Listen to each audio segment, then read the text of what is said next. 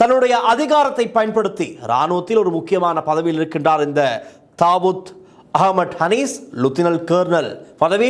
அவருடைய முழு அதிகாரத்தையும் பயன்படுத்தி இவருக்கு சொந்தமாக இருந்த இரண்டு வேன்களுக்கும் ஒரே இலக்கத்தைச் சேர்ந்த இலக்கத் தகடுகளைத்தான் பயன்படுத்தி இருக்கின்றார். இராணுவத்தால் இவருக்கு பலத்த பாதுகாப்பும் வழங்கப்பட்டிருந்தது. ஒட்டுச்சுட்டான் முகாமில் சேவையாற்றி இருக்கின்றார்.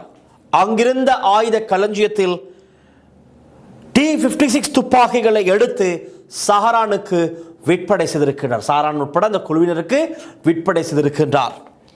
ஒட்டுச்சுட்டான் முகாமில் இருந்து தான் காத்தான்குடியில் இருந்த சஹரானுடைய முகாமிற்கு ஆயுதங்கள் கொண்டு வரப்பட்டிருக்கின்றது. எப்படி என்றால், அவருக்கு சொந்தமாக இருந்த இரண்டு வேன்களில் காப்பாற்றுகளுக்கு கீழே மறைத்து வைத்து இந்த T-56 துப்பாக்கிகளை எல்லாம் மறைமுகமாக மறைத்து கொண்டு வந்து சாரானுடைய குழுவிற்கு வழங்கி இருக்கின்றார்கள்.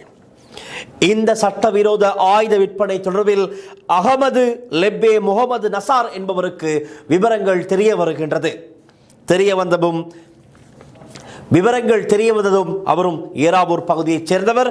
இந்த விவரங்கள் தெரிய வந்ததும் உடனடியாக இதை அறிவிக்க வேண்டும், இதை தெரியப்படுத்த வேண்டும் போலீசுக்கு என்று முற்பட்டு இந்த நபர் உடனடியாக, யாரென்றால் அகமது லெப்பே முகமது நசார் என்பவர், மட்டக்களப்பு போலீஸ் நிலைய புலனாய்வு பிரிவு OSC சுகந்தரால சுது நிலைமகே சரத் சமந்த என்ற அதிகாரிக்கு தகவல் வழங்குகின்றார். உடனடியாக இப்படி சட்டவிரோதமாக இராணுவத்தின் பயன்பாட்டில் இருக்கின்ற ஆயுதங்கள் பல சாரான் அசிம் என்ற இவருடைய குழுவினருக்கு வழங்கப்படுகின்றது என்ற ஆதாரங்களுடன் இந்த நபர் மட்டக்களப்பு போலீஸ் நிலைய புலனாய்வு பிரிவு OSC அதிகாரிக்கு தகவல் கொடுக்கின்றார். இருப்பினும் அந்த அதிகாரி இதன் எதையுமே கண்டு கொள்ளாமல் இருந்திருக்கின்றார்.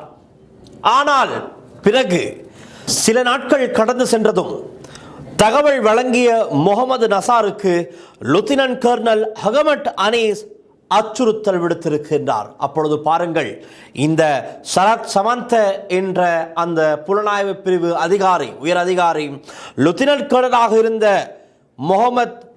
அஹமட் ஹனீஸுக்கு அனைத்து தகவல்களையும் வழங்கியிருக்கின்றார். இப்படித்தான் நீ செய்கின்ற எல்லா விடயங்களும் இப்படி ஒரு நபருக்கு தெரிந்திருக்கிறது, அவன் என்னிடம் வந்து தகவல்களை சொல்லிவிட்டான், இதற்கு மேல் நீ பார்த்துக்கொள் என்றதுமே லுத்தினன்ட் கர்னல் அஹமட் ஹனீஸ் என்ன செய்கின்றார், இந்த முகமது நசாரை மரண அச்சுறுத்தல் விடுக்கின்றார்.